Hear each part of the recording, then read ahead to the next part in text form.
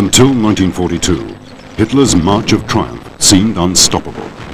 Apart from a brief setback at the gates of Moscow, everything was still going Hitler's way. But in 3 short months, the theory of Axis invincibility was tested to destruction.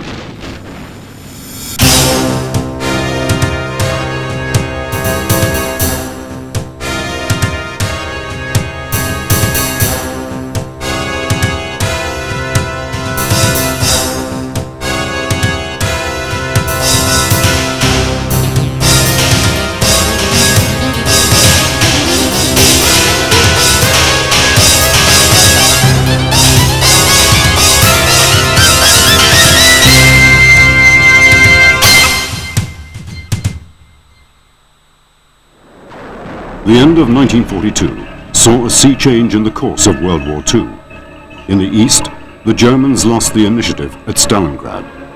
In North Africa, Montgomery's 8th Army was poised to sweep Rommel from Egypt.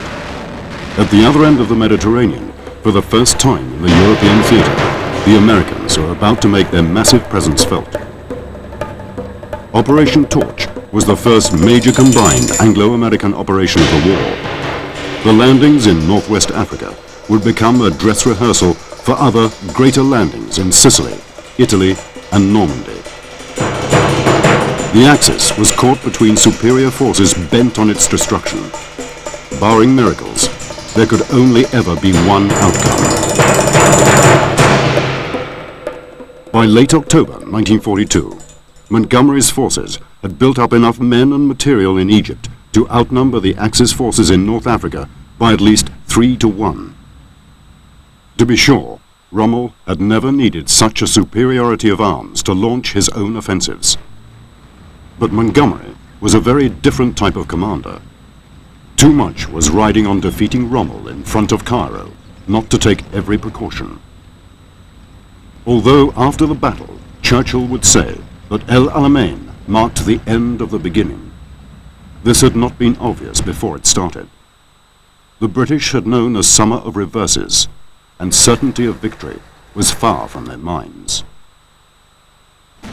Prior to the attack on the 24th of October, the men of the Africa Corps had to endure the greatest artillery barrage so far launched in North Africa.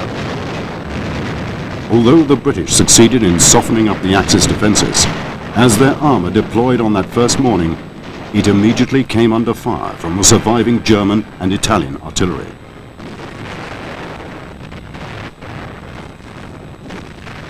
The next 8 days saw an intensive series of actions taking place between the coast and Mitaya Ridge. Rommel, not calling the shots for once, had to release his reserves to contain the British attacks.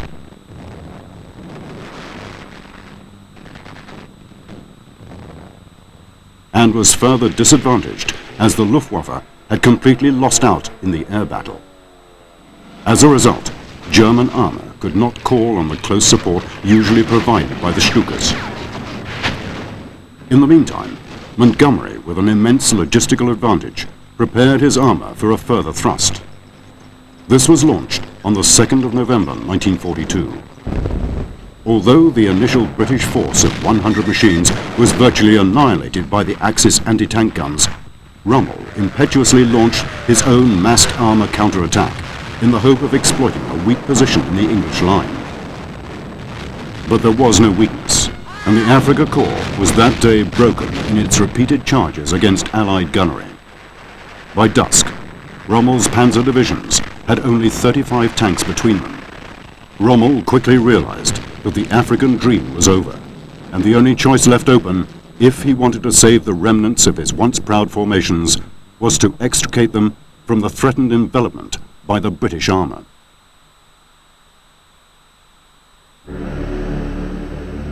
But as he began to execute his maneuver, Rommel received a command from the Führer headquarters not to retreat. He was to throw everything into the battle. As to your troops, you can show them no other road than that to victory or death. Rommel, infuriated but obedient, submitted to the Führer's command. The next day, he had a heated meeting with Field Marshal Kesselring, the Mediterranean commander-in-chief, who took it upon himself to cancel the order. The withdrawal continued. By the time the British succeeded in punching through the German defences at Tel el-Aqiqiyah on the 4th of November, they discovered that the Germans had abandoned their positions. The Germans that did manage to make it to Rommel's first makeshift defensive line at Fuka were worth little more than a battalion, and even when joined by the 90th and 164th Divisions, constituted in battle-ready terms a brigade only. Ramke's parachute formation made its own way back to the German lines virtually intact, but received only Rommel's scorn. The slower-moving Italian, Trieste, and Littorio divisions were, however, destroyed, and many surrendered with scarcely a shot being fired. Rommel's withdrawal was not so much a retreat as a route march under slight enemy pressure. Montgomery failed to press home the advantage and finish off the remnants of the Afrika Korps. The British general's caution, always a feature of his command, was exacerbated by the poor weather, his innate respect of the enemy, and his own administrative problems. At that moment, Rommel's force consisted of just 4,000 men, 11 tanks, 24 of the feared 88s, 25 other anti-tank guns, and 40 assorted artillery pieces. But now, Rommel had more than just the 8th Army to worry about. On the 8th of November 1942, British and American forces landed in Morocco and Algeria. It was the most ambitious amphibious operation up to that time. 35,000 US troops were shipped straight across from America, another 49,000 from their bases in Britain, together with 23,000 British and Commonwealth soldiers. Nearly 400 transport ships were involved, escorted by 6 battleships, 11 aircraft carriers, 15 cruisers, and over 100 destroyers and anti-submarine vessels.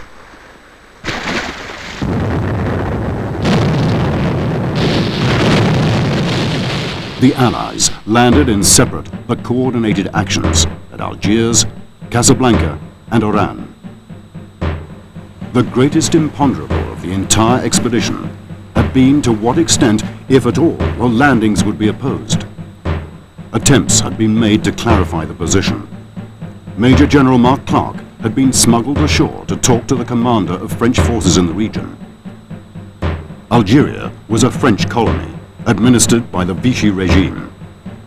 Only 2 years before, the British had attacked the French fleet in Algeria, killing over 1,000 French sailors. The Allies were not exactly met as liberators. But in Algiers, at the end of the first day, all the men were ashore, having swept away a none too determined resistance. Opposition at Oran, scene of what many Frenchmen saw as British perfidy, was especially fierce. The initial plan to encircle the city had gone well. The troops had all disembarked by evening, but it quickly became clear that the French had now organized a strong defense. At Casablanca, the incomplete French battleship Jean Bart had to be overpowered by the USS Massachusetts, and several French submarines were sunk by US carrier aircraft as they attacked the troop transports. But the French colonial army was too small, too poorly equipped, and internally divided. It could only impose a brief delay before Algeria's ports were in Allied hands, and Allied troops were heading east along the coastal plain. Ahead lay Tunisia, and 1,500 kilometers beyond, Libya.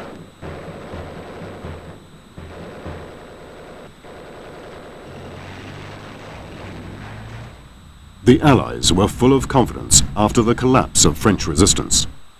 This had followed a truce concluded by Pétain's deputy, Admiral Dallon, who had, inconveniently for him, been in Algiers at the time of the invasion. The Allies believed that Tunisia would be taken before the end of the year. The successes continued. By the 12th of November, British airborne forces had been dropped at Beaune and captured the airfield there.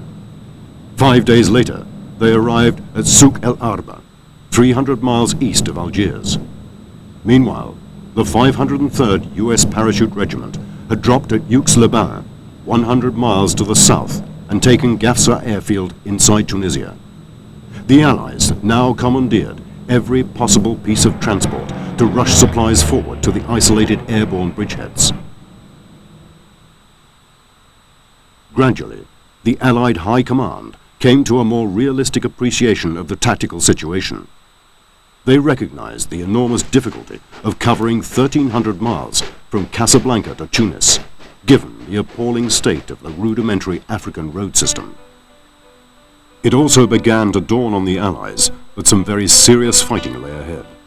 Hitler, who had for so long starved Rommel of troops when victory had seemed in his grasp, now poured in men and materials to bolster the Tunisian bridgehead. The man chosen by the Führer to handle the developing crisis in Africa was Field Marshal Albert Kesselring.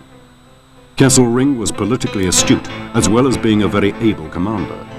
He quickly appreciated that his brief in Africa, especially after Operation Torch, was to fight a series of delaying actions. His ultimate aim, to keep the Allies away from the southern borders of the Reich, Italy, was now very much the sick partner of the Axis. Kesselring had total control of the defense of North Africa, other than the regions under Rommel's command. He had to carry out very complex ad hoc decisions involving negotiations with French authorities and Italians, keeping a supply route open to Italy. All this without any pre-existing contingency plans. The man in immediate control of the battlefield in Tunisia was General Walter Neering. He had been wounded in August while in command of the Afrika Korps at Alam Halfa. Recovering in Germany, he was surprised to be ordered not to resume his command, but to fly to Tunisia and hold it for Germany. Neering reached Tunis on the 16th of November. There he found 2 battalions of German paratroops, a parachute engineer battalion, a reconnaissance company, and a battery of 88mm anti-aircraft guns. There were 2 battalions of Italian naval infantry ashore at Bizerta, with a couple of S-boats off the coast. Some 14,000 French colonial troops were stationed in the area, their loyalty and intentions uncertain. Neering improvised a number of Kampfgruppen, or battle groups, as additional German forces flew into Tunis. They were dispatched into the hinterland to create as large a bridgehead as possible. A pupil of Rommel's, he acted in the correct belief that a company on the spot today is worth a battalion there tomorrow. On the coast road, the German airborne engineers blocked the leading echelons of the British 78th Division, and the 2nd Fallschirmjäger Regiment stopped the US advance on Megève. In mainland France, German forces poured into the Vichy Rump State, their primary target, Toulon, where the French fleet lay at anchor. But the SS armored columns were too late. On Admiral Darlan's orders, the warships were scuttled.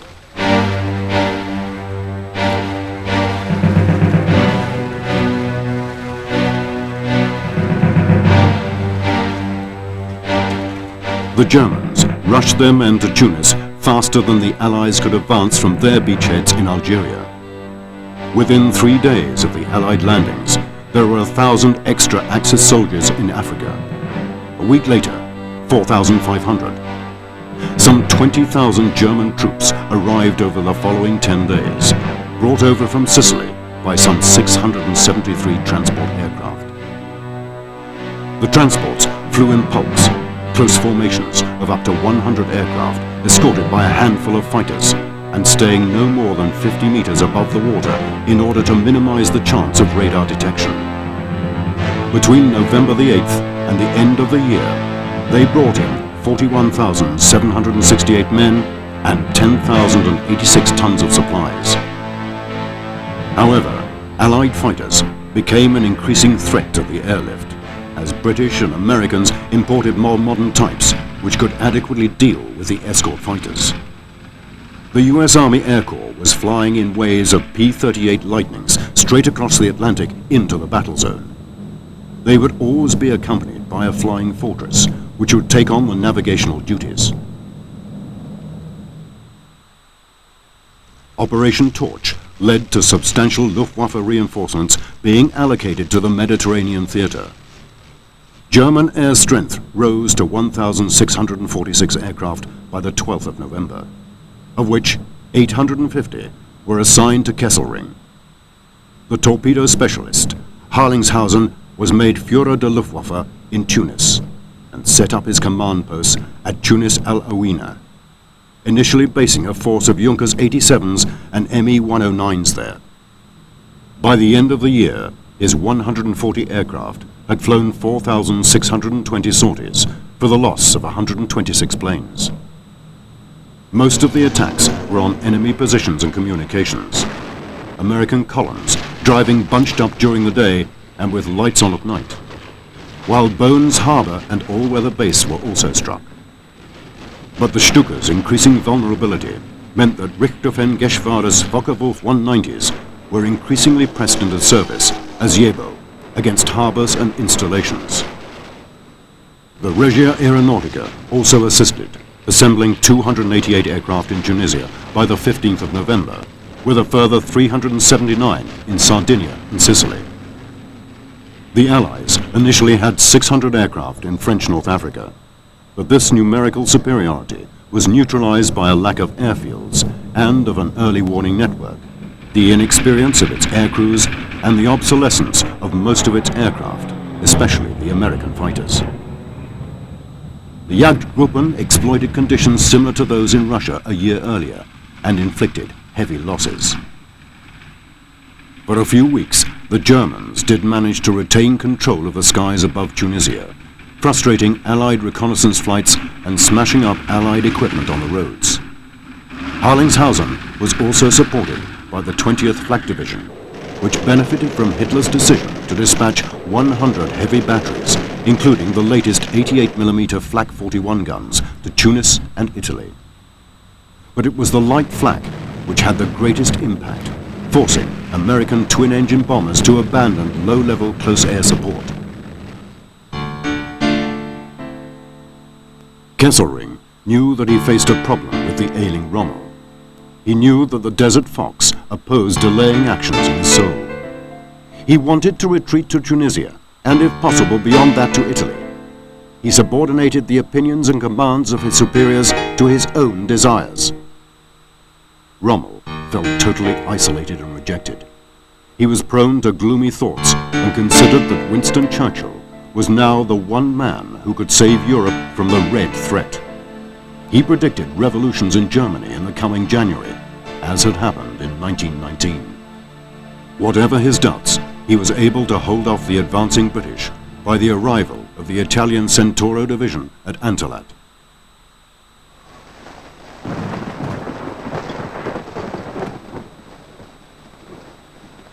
Rommel was finally able to relax at Mersa Braga due to the onset of winter. The roads dissolved, and the English supply lines went with them. He had an acrimonious meeting with Kesselring and Cavaliero. Demanding supplies for his Africa Corps, he was told that these were virtually all earmarked for Neering. Rommel had met his match in Kesselring. Politically more skilled and better connected than Rommel, he was also a better commander than Rommel gave him credit for, having stabilized the Tunis situation in just 2 weeks. Rommel may have had a point, however, when he criticized Kesselring for being over-optimistic. It was a charge that every other commander who came into contact with the Field Marshal accused him of. Also, it was considered that he saw every situation from a Luftwaffe point of view. Hitler considered that holding Tunisia was much more important than Mersa Braga. Rommel had had enough, and on the 28th of November went to have it out with the Führer. Like every other commander before him, he was defeated in Berlin. Hitler would hear nothing of retreat, and saving the Afrika Korps was not his top priority. Rommel was ordered to accompany Goering to Rome for a conference with Kesselring, who had already sewn up a deal with the Italians. Tunisia was to be given to Italy in exchange for their relinquishing Tripolitania. The new defences were to be established at the Mareth Line, and Mersa Braga was to be given up whenever Montgomery felt like advancing again. The German position looked fairly promising at the end of 1942, at any rate in comparison to the dire predictions made 2 months previously at the beginning of Torch. But the delicate balance in the battlefield at the beginning of 1943 was tipped in the Allies' favor by their success in overcoming supply difficulties, which also reflected the waning power of the Luftwaffe. The Axis bombers, which had been attacking Allied shipping in the Mediterranean with considerable success, were suffering from high rates of attrition, and the inadequate numbers of replacement crews were also poorly trained. At any one time, only about 55% of the bombers were airworthy. Another problem facing the Germans was the remorseless assault from the air. Daylight attacks were spearheaded by B-17s, which made their Mediterranean debut over Tunis on the 16th of November. The Axis problems were compounded by the lack of an effective early warning network in Tunisia. Now, more and more fighters were having to be held back for defensive duties, which freed up Allied air power to attack the vital Axis shipping route from Sicily to Tunis. This sea route was nicknamed Death Row by the Axis, and 67% of all supplies were lost to air attack. This meant that only a quarter of the amount needed for the army to resist a determined Allied attack was getting through. The attempts to resupply Panzer Army Africa could not carry on indefinitely. The Italian merchant fleet, over 3 million tons in June 1940, had been reduced to 300,000 tons by March 1943. The weather in North Africa was terrible that winter, and the campaigning season came to an abrupt halt. Both sides now used the opportunity to build up their supplies, a race that could only be won by the Allies. By early 1943, the Axis were being squeezed between the pincers of the 8th Army driving north and the Americans driving east. Germany needed a miracle to avoid being swept from Africa. Rommel did not favor waiting to be driven into the sea. He opted for a bold plan to sweep the Allies from Africa before their strength became too overwhelming. He chose for his target the inexperienced American formations, whom he rightly assessed as still frighteningly green. General Arnim, in contrast, favored a modest counterstroke aimed to win time. Rommel, even a desperately ill Rommel, haunted by his long retreat and loss of Hitler's favor, stood by his guns. His plan, eventually adopted, involved cutting off the leading British and American divisions with an all-out offensive that swept from Kasserine to the Mediterranean. The attack was launched on the 14th of February, and on the 20th, the Germans burst through the Kasserine Pass. The attack smashed into General Lloyd Fredinal's U.S. Second Corps. Fredinal has been described as one of the most inept senior officers to hold a high command during World War II. His forces were scattered over a wide front, while their commander was located 65 miles behind the lines, where he ordered his combat engineer battalion to build him an underground bunker complex.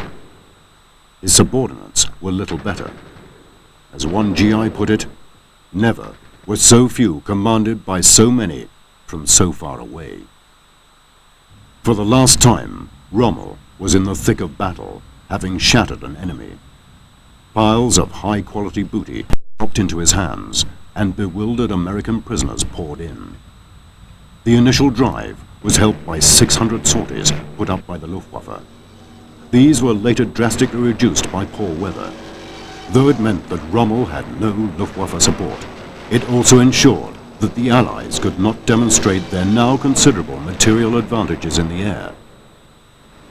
But Rommel's success did not last. He split up his forces, claiming that by deploying troops at several danger points, I hope to split the enemy forces up more than my own. It was contrary to the principle of concentration that had served him so well in the past, and it did not work. Given interception of Rommel's coded signals, the Allies could place just enough of a holding force against the German probing attacks. The assault eventually ground down. The delay gave the Allies time to rush up reserves, and by the evening of the 22nd of February, Rommel had to accept that his grandiose counterstroke was not working. He called off the assault. Within days, the lost ground was recovered by the British and Americans. From then on, and with ever-growing certainty, the noose around the remaining Axis forces in Tunisia began to tighten. In the meantime, Fredinal was sacked and replaced by America's best fighting general of the war. George S. Patton quickly transformed Second Corps. Go until the last shot is fired and the last drop of gasoline is gone, and then go forward on foot, he was quoted as saying. He led from the front like Rommel, and in a series of actions in the following months quickly restored American pride and confidence. After the failure at Kesserine, a dispirited Rommel turned south against his old adversaries. It was not Rommel's plan to attack the Eighth Army at Medellin, but was rather formulated by the Italian commanders Meze and Ziegler. They intended to retake the Gulf of Gabes by an outflanking maneuver, so repeating Gazala and Alam Halfa. But the Germans were two-thirds under strength. 3 panzer divisions had just 141 tanks between them. Air support was provided by only 160 planes, including 60 Bf-109s and 20 Stukas. Most sources say that the Allies had wind of Operation Capri. In a personal letter, Montgomery explained Rommel's actions to Field Marshal Sir Alan Brooke. He is trying to attack me in daylight with tanks, followed by lorried infantry. I have 500 6-pounder anti-tank guns dug in on the ground. I have 400 tanks, and I have good infantry holding strong pivots and a great weight of artillery. It is an absolute gift, and the man must be mad. Montgomery knew Rommel well and didn't need particular intelligence to confirm his adversary's intentions. He concentrated 2nd New Zealand Division on a 24-mile front at right angles to Rommel's expected line of attack. He had 810 medium artillery pieces and anti-tank guns, including some of the excellent new 17-pounders. Although the artillery played havoc with the hapless German infantry, it was the anti-tank screen which did the real damage. Without armor, the German infantry was going nowhere. The killing ground in front of the British positions was a graveyard of German tanks. Tanks that Arnhem would be hard put to replace, and which would be sorely missed by the Germans in the coming weeks of the campaign. In the first 2 hours, 50 out of 141 panzers that moved onto the battlefield had been knocked out. Some of these were the new and immensely powerful Tigers. Firing a series of concentrated salvos at the slightest sign of enemy movement within range, the British artillery forced Rommel to break off his attack with a loss of 52 tanks and 640 dead and wounded. The British lost 1 Sherman and 130 men. 2 days later, Rommel left Africa for good, although his absence was concealed to prevent a collapse of morale. Arnhem now took over as Commander-in-Chief. The Africa Corps had launched its final offensive. It was now the turn of Montgomery to finish the job. Ever cautious, however, he took great pains before embarking on Operation Pugilist. There was considerable reorganization, regrouping, retraining, withdrawal of tanks from advanced positions, and the construction of a large strategic reserve. Montgomery issued a rousing order of the day on March the 20th. In the battle that is now to start, the Eighth Army, A, will destroy the enemy now facing us at the Mareth position. B, will burst through the Gabes Gap. C, will then drive northwards to Sfax, Sousse, and finally Tunis. We will not stop or let up until Tunis has been captured and the enemy has either given up the struggle or has been pushed into the sea. On the 5th of April, Montgomery launched a night attack on the Mareth line with 2 infantry divisions. Elements of the 4th Indian Division overran German positions in the hills, the tactics of the northwest frontier proving a match even for German veterans. A ferocious infantry battle took place on the plain before the Germans were driven back, but despite the Allies' overwhelming advantage in armor, the Germans still managed to break away largely intact. Montgomery's attack did not go as well as he was later to claim. Arnhem withdrew to Wadi Akarit, a natural barrier north of Mareth, with one flank rested on the steeply sloped Jebel or hills, the other on the sea. The British missed their chance of bouncing the Germans out of the position before they had a chance to fortify it, but the force commanded by Italian Marshal Messe pulled out after 2 days fighting. His decision was probably made because of General Patton's momentum on the Italian right flank. The Americans took Gafsa on March the 17th and pushed on to El Ghatar, Makanassi and Zabitla.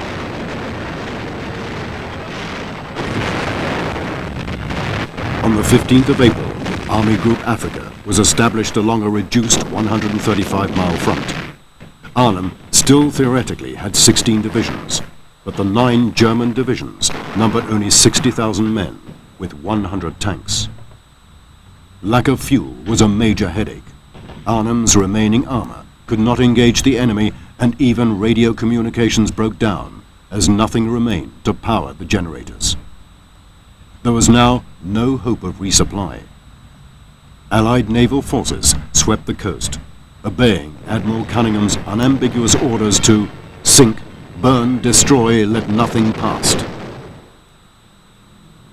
By April, no more personnel were allowed to fly into Africa. Casualties among German transport squadrons were severe, coming as they did in the wake of the Stalingrad debacle. A total of 177 Ju-52s and 6 Me-323s were shot down.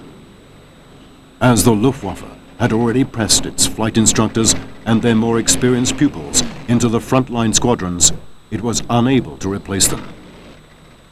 At this time, Arnhem dispatched Hans von Luck, the commander of an Afrika Korps reconnaissance battalion, to Germany. Perhaps the Führer would listen to a frontline soldier and allow the Germans to pull out of Africa whilst there was still hope of rescue. It was a dangerous flight from Tunis to Sicily. Von Luck travelled in a Heinkel HE-111, flying at wave-top height to avoid detection and the inevitable swarm of Spitfires. He reached Berchtesgaden, where he met the recently reinstated General Oberst Heinz Guderian, now Inspector of Panzer Forces. He got as far as the office of General Alfred Jodl, who forbade him to see Hitler. The mere mention of another retreat would send Hitler into a rage, and his entourage were terrified of the Führer's anger. So the plan for a systematic withdrawal of Axis forces in North Africa was turned down. Tunisia was to hold out, postponing an Allied assault on Italy for as long as possible. There was to be no German Dunkirk, as Rommel described it.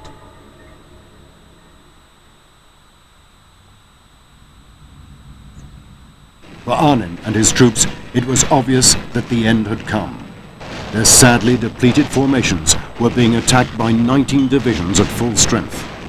They had barely 100 panzers, which were being attacked by over 1,200 Allied tanks.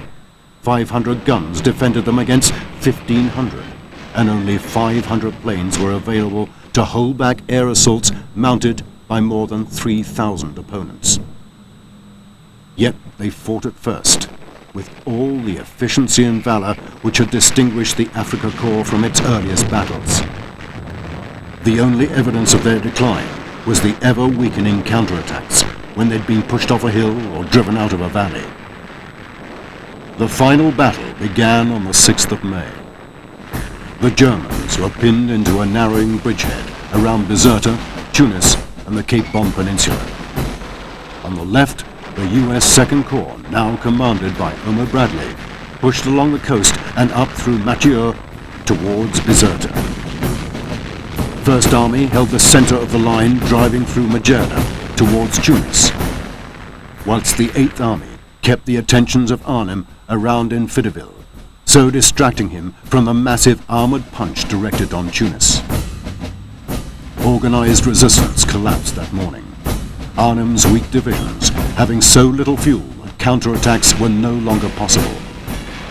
By the afternoon of the following day, British troops were on the outskirts of Tunis, and the defense had fragmented into isolated pockets. To the north, Americans were mopping up Bizerta itself, clearing out the Axis posts in the hills and lakes close to Mature.